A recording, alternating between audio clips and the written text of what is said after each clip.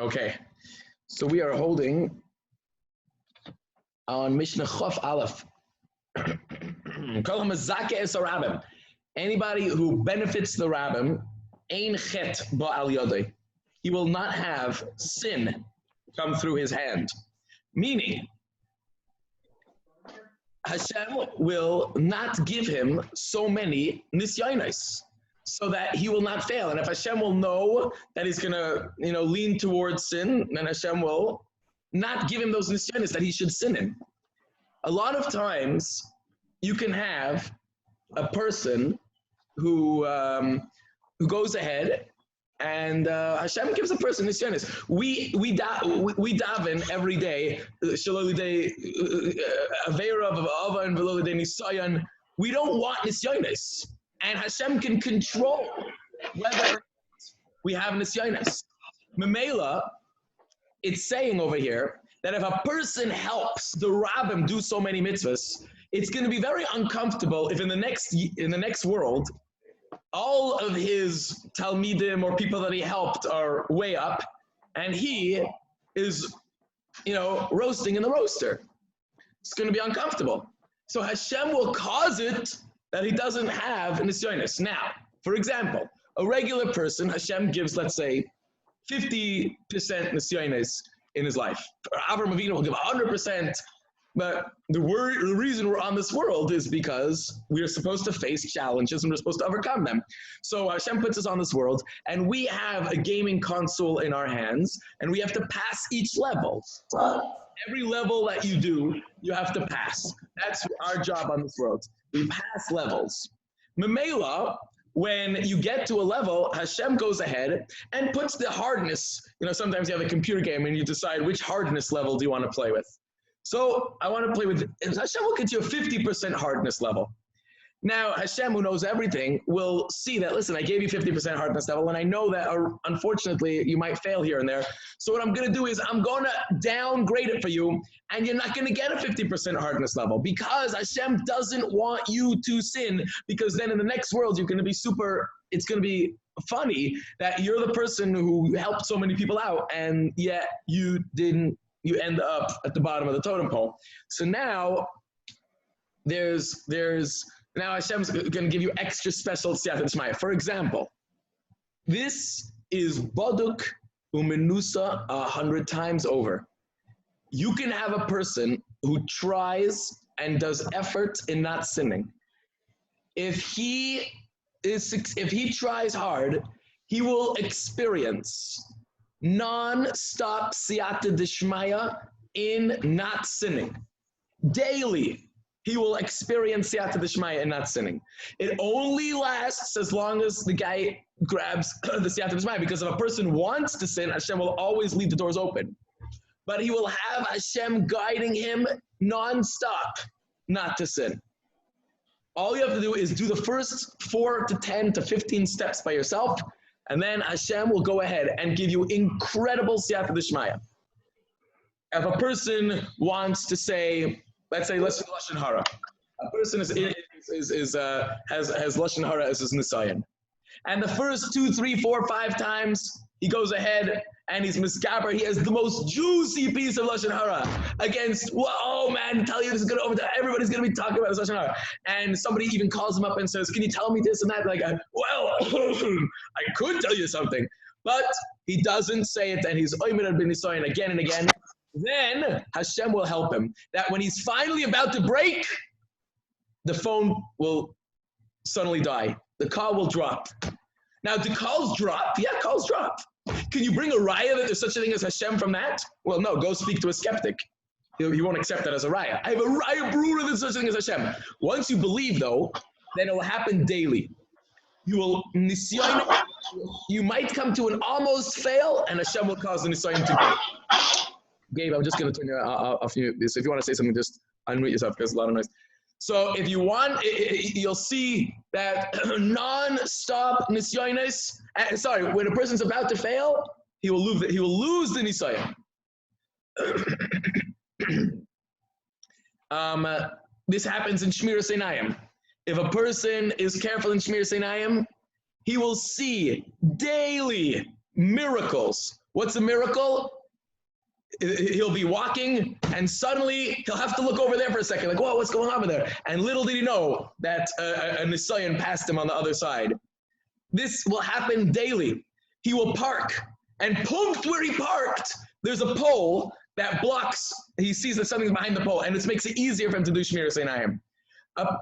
Literally every single day, he will get something out of the mailbox, and then something will happen and he'll drop it, and lo and behold, it was a magazine that had a questionable cover.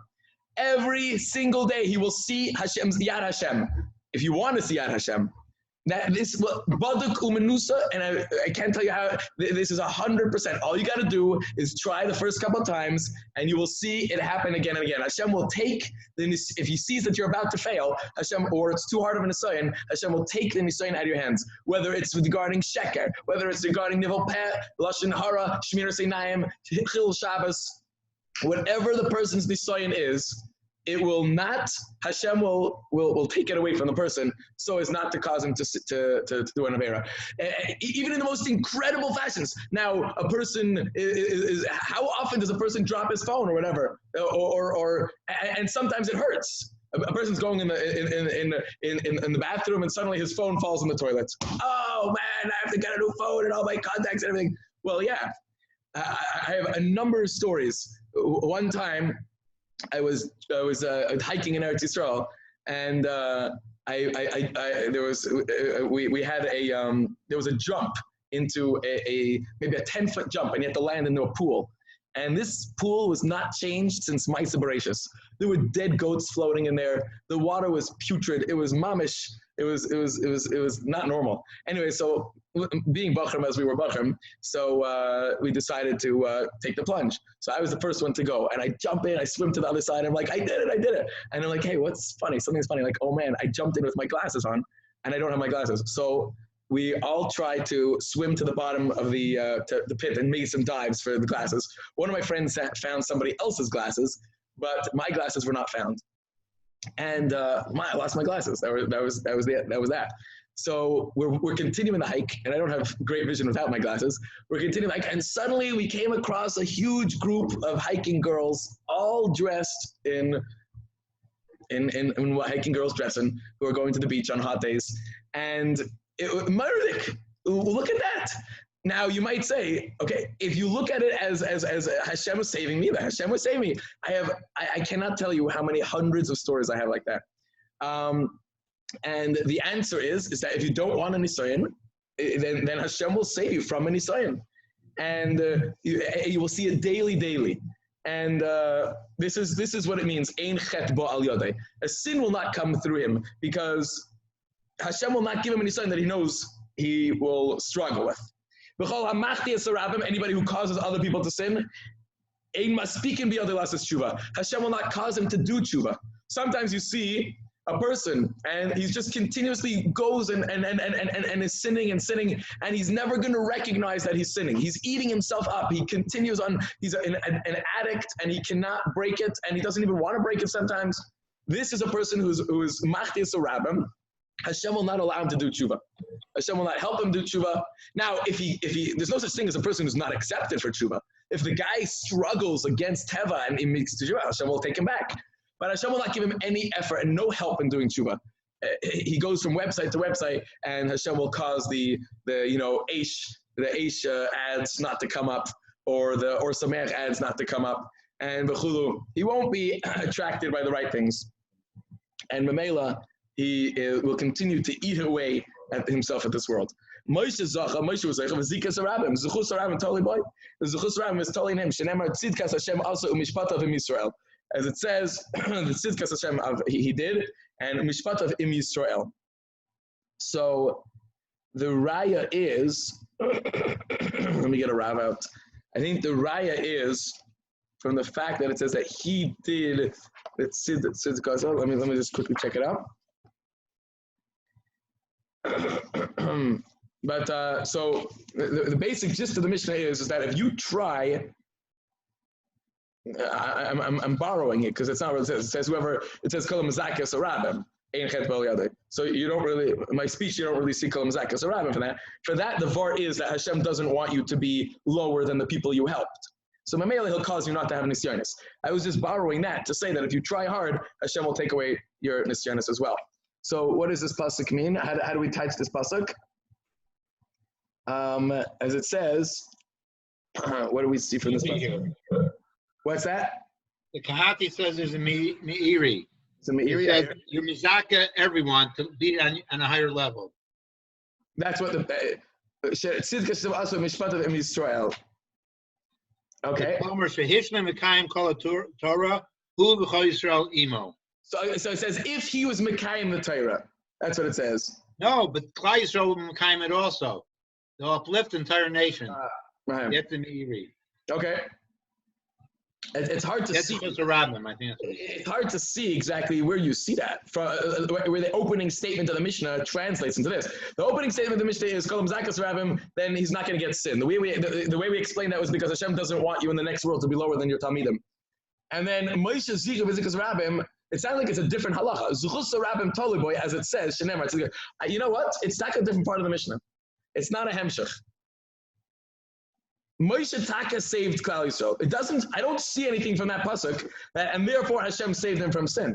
All I see is the next line, which is that Zuchus Rabim Toliboy. Yeah. It sounds like it's a different din. But it's a great mimer that if you're a big Yerush Shemaim and everything, you can mizaka your kilo. Yeah. Plus you're high, you're mizaka everyone. That's a pasuk. Right. So that din is sourced in a pasuk that he did it. It's attributed to him, and he brought Klal Yisrael up with him.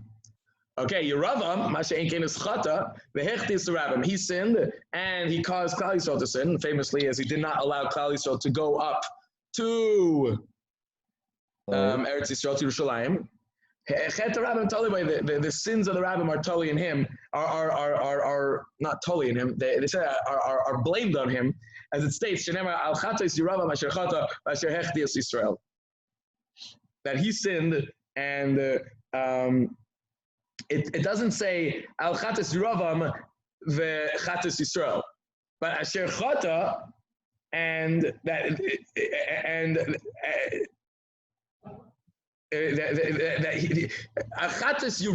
that he sinned and that the Klal Yisrael sinned. So we see that both sins he is being blamed for. It doesn't say al chatas Yiravam v'Yisrael. It says al chatas Yiravam, which he sinned and he caused Klal Yisrael to sin. So that's the raya that you're blamed. If you cause somebody else to sin, then you're blamed for that sin as well. So of course, a person has to be very careful that he doesn't cause other people to sin. Sometimes people have friends which they negatively influence and things like that. You have to be careful. How do you do tshuva for such a thing? The kid's now off the derech.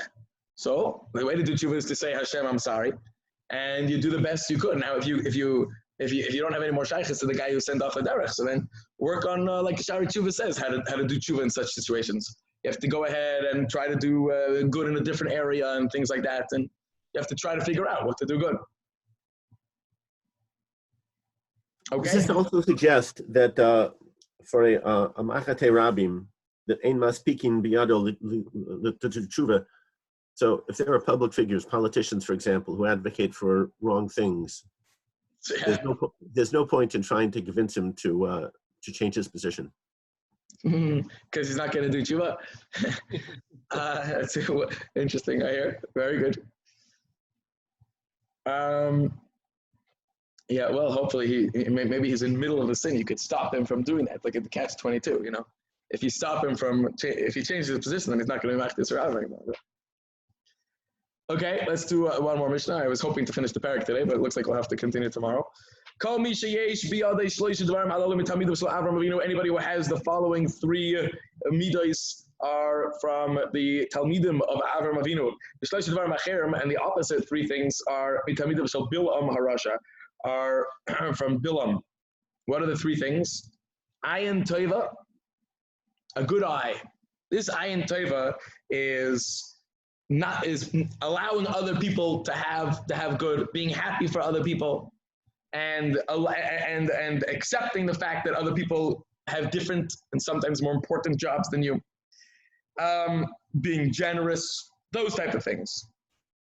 Where do we see that in Avram Avinu? Well, we see that all the time. He davened for Sodom, he gave away all his stuff, and things like that. He's a generous person. A ruach nemucha, which is a ruach, which is your general attitude is nemucha, is low, which we're going to translate as humble. I don't know if it's a good exact translation, but it's because the next one, the other one is ruach kavaya. So we'll translate this as a humble personality. A humble personality. Okay? We see that from Avram Avinu. He says, Anochi Ofar Va'efer. Avram Avinu was definitely a humble person. He wasn't Anav Mikal Adam, because Moshe Rabbeinu says, I'm not even Ofar Va'efer. I'm Ma'ani. I'm nothing, whatever. But Akopanim, he was definitely humble. So if you're a humble person, then you are like Avram Avinu. And the third thing is the Nefesh Shefala.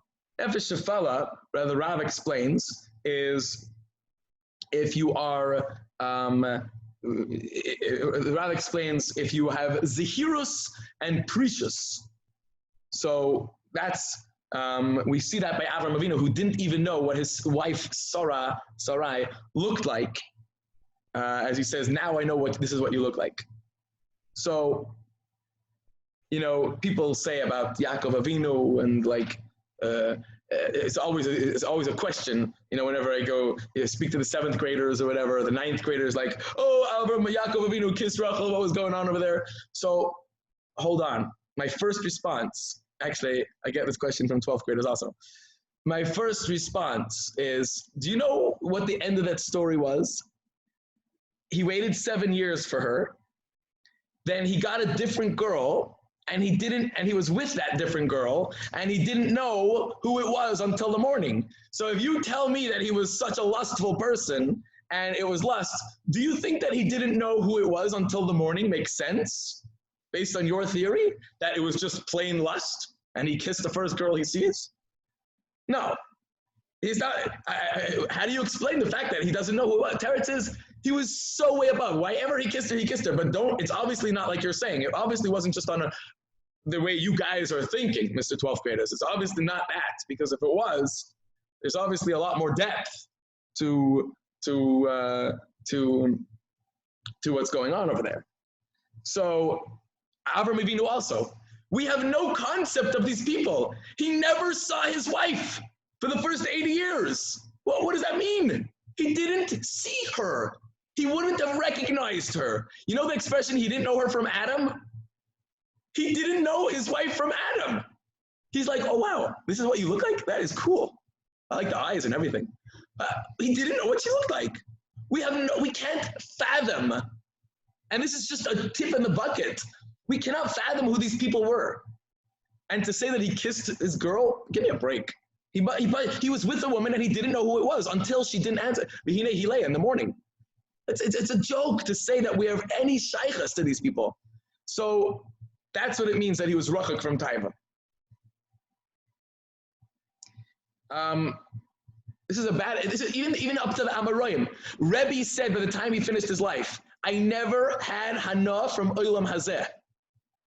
He lifted up his 10 fingers. I never had hana from Olam Hazeh. Rebbe never put his hands below his belt. Rav never said a word lebatala in his life. Do you know what that means? The Gemara asks, why do you need to say it twice? What do you mean, why do you need to say it twice? Because 2 people asked me. No. The words wouldn't leave his mouth if he didn't. The Gemara says about Avram Avinu that he didn't see things that he didn't need to see. These people were so way above us. I'm describing, they're not humans. They were not humans based on our definition of what a human being was. Okay, fine, but at least we should take lessons from them. You're right. I'm not suggesting that nobody look at his wife. Adarabba. We're not on that level, and don't try it. But I am suggesting that we have to realize we have goals, who we look up to. It's called Pirkei Avos. We look up to our Avos. So So humble. This is so we said a humble personality, and nefesh shefala is, we'll call it a zahir, a precious personality. So mashe enken by Bilam, it's mamash punk the opposite. Ayin ra, which is ayin ra, is not to be confused with ayin hara, which is a whole different concept. I mean, it might be connected, maybe according to some, it's connected. But over here, ayin ra means a jealous eye and a non-forgiving eye. You can't bear the fact that there's somebody else who got a bigger piece of chocolate cake than you. And even if it means that they throw out the chocolate cake so they don't have more than you, you're fine. As long as nobody's better than you. Then there's ruach gevoya, which is the opposite of what we said before. Someone who's a bal gaiva. And the nefesh rechava, somebody who's always running after taivas. Bilam famously was with his donkey. You're only with your donkey if you've experienced every other pleasure in that arena that the world has to offer. It's not like, Shadas, you wake up one morning and you're like, let me try the donkey. If you've already tried everything, so then you go to the donkey. So Mamela, we can prove from there that he has been not restrained in this area. Says the Gemara, says the Mishna, Rabbi, Talmidav shel Avram Avinu, Talmidav shel Bilam Rasha. What's the difference? Talmidav shel Avram Avinu, oichlin b'olam hazeh, they get this world, v'noichlin b'olam haba, and they inherit the world to come. Shenemar lahanchil oy haveyesh, I have to inherit, to bequeath the people who love me, or I love. V'oitzer sayim amali, I will fill up their storehouses. Aval Talmidav shel Bilam Rasha v'yorshim gehenim v'yordim l'be'er shachas. Shenemar v'ato likim toridim l'be'er shachas. Anshi dama v'memer l'yechet simem v'ani eftach. As it states. And you, says Hashem, I will bring down to this destructive pit, Gehenna. Anti-domim, men of bloodshed and falsehoods. They wouldn't even live out half their days. Ani, says David HaMelech, trust Evtach. Let's do one more Mishnah. You should be bold like a leopard. I don't know exactly why leopards are known for their boldness, but I get the message that you should be bold. What does that mean? This is very important.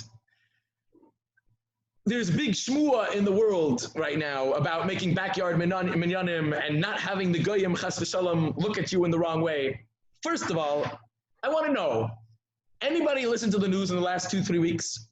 Did you hear that there was some churches that were taking the governor to court because they held it was infringing on their constitutional rights to hold thing? Yeah. Did you say, oh, those Christians are so backwards and horrible people and Yashka is the one who's bringing corona? No. If you see 10 Christians praying together with social distancing, do you say, oh, those Mishigoyim? No, you respect them. You look up to the fact that they're fighting for their rights. I don't think there's one person in Illinois, atheist, Christian, Muslim, Catholic, Jewish, who said about that thing, they're mamish mishigoyim, they're crazy. People did. The more left you are, for sure. No, I no, you do. It's not a chil Hashem. You understand that there's people fighting for their rights, and then you go back and forth. I don't think a lot of them. I think a lot of people, I think it's probably 50-50 split. I always disagree. I don't agree. Maybe that's why I see too much with the media. Maybe the media is just those two people in the media, but they definitely are not doing that, even with the Christians. I'm not saying people agree with them. I'm not saying people agree. No, I'm not saying people agree. I'm saying that people look down on them and deride them. I think they look down on them. You can agree with the courts that it's different than going to Jewel for whatever reason they can come up with. You want to agree with the court, that's fine. I can disagree with somebody. I'm saying that there's no chil Hashem, but that's regardless. That's besides my point. The point that I want to bring out is that sometimes you got to do what you got to do. And if you got to do what you got to do, then you have to be bold about it. If it's right, then you do it. If it's embarrassing, afal pi can you do it. You know how many times I put on tefillin on a plane? Is it gishmak? No. You have a Chinese guy sitting next to you looking at you like this. And then you'll have the guy come, so I always wanted to ask about that. So every time I put on the plane, it's at least a half an hour talk. I don't know why, but I'm always looking to have the people who are inquisitive sitting next to me. I'm sure most people are like, so what is that? And so you have to be bold. It's like geschmack to put on a talis and fill in the airport, but you got to do what you got to do. And if that's what it's required, that's what's required. And another thing, there was Rabbi Shlomo in the middle of this past week, went ahead and he was mater backyard minyanim. And it rained that day. So what do? You can't put on your tefillin outside. You can't take a Sefer Torah outside. And he's not the type of person that's going to break the rules. And Rabbi Shlomo said, only outside. So what's he going to do? So he ran to Costco. He bought himself one of those huge tents that have just the top, the gazebo tents. He quickly set it up in his backyard in time for Shacharis. And he had his first Shacharis as soon as Rabbi Shlomo was mater it. Now, what's the pshat? It costed him $250. Okay, but if you have an esrig, he was able to say Kaddish 5 times. He was able to say Baruch Hu. He was able to say Chazar Sashatz. He was able to lane. Well, why wouldn't you do that? You wouldn't spend $500 on an esrog. You would. So why aren't you doing this? You have to be bold.